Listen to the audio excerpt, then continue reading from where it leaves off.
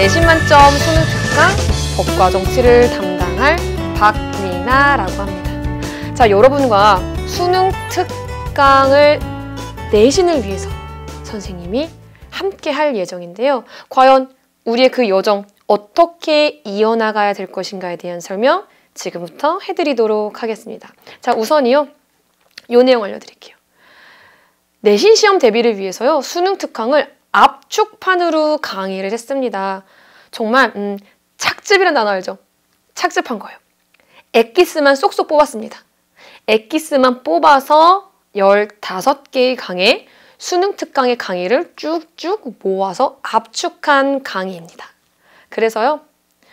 일단 내신 만점 수능 특강 법과 정치 이 압축판의 강의를 누가 들어야 될까에 대한 설명부터 해드릴게요. 누가 들어야 되냐면요.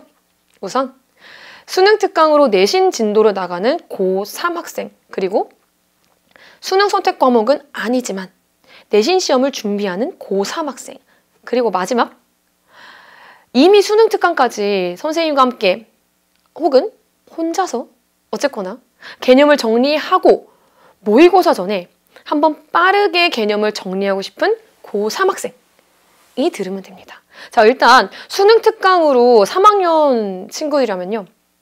내신 진도를 나갈 때, 내신 수업을 할 때 수능 특강으로 나가는 경우가 많습니다. 이 경우에 내가 만약에 법과 정치를 수능에서 선택 과목으로 한다 라고 했을 때는 이미 뭐 개념을 한 번 정도는 봤을 수 있지만 특히 여기 두 번째요. 수능 선택 과목이 아니지만 내신 시험을 준비해야 되는 경우가 조금 더 불안할 거라고 생각을 해요. 나는 법과 정치 이 내신 때 더 좋은 점수를 얻어야 되는데 그래야지 수시에서든 나중에 내신이 들어갈 때 더 유리한데 어떡하지? 라는 친구들을 위해서 특히 준비했고요. 정말 그리고 마지막 이미 개념이 어느 정도 정리되어 있지만 빠르게 한 판으로 정리하고 싶은 친구들이 들었으면 하고요. 자, 지금 끝이 다 고3, 고3, 고3으로 끝나죠. 고2 학생은요. 자, 고2 친구들은요. 법과 정치가 아니죠. 고2 친구들은 뭐예요? 정치와 법이에요. 지금 고2 친구들이 있다면요. 듣고 있다면요. 선생님이 정치와 법 따로 하고 있어요. 고2의 정치와 법으로 가셔야 되는 게 아마 여러분에게 더 효율적인 공부 방법이 될 겁니다. 이해되셨죠? 자, 그 다음 내용 볼게요. 자, 그 다음 내용은요. 과연 선생님과 함께하는 수능 특강, 내신 만점 수능 특강 법과 정치 어떻게 이루어질까에 대한 내용입니다. 이렇게 이루어집니다. 첫 번째, 마인드맵. 내용에 따라서는요. 마인드맵을 먼저 하고 그리고 볼까요?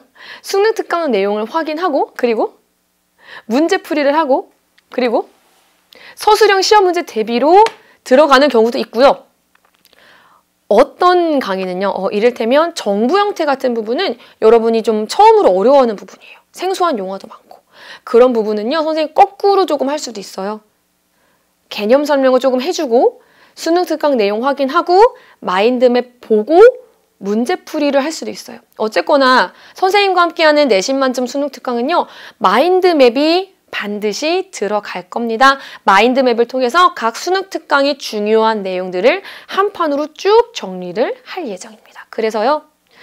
여러분이 이 내신 만점 수능 특강 강의를 효과적으로 활용하는 방법 하나씩 알려드리겠습니다. 첫 번째, 마인드맵이 계속 이어진다 그랬죠.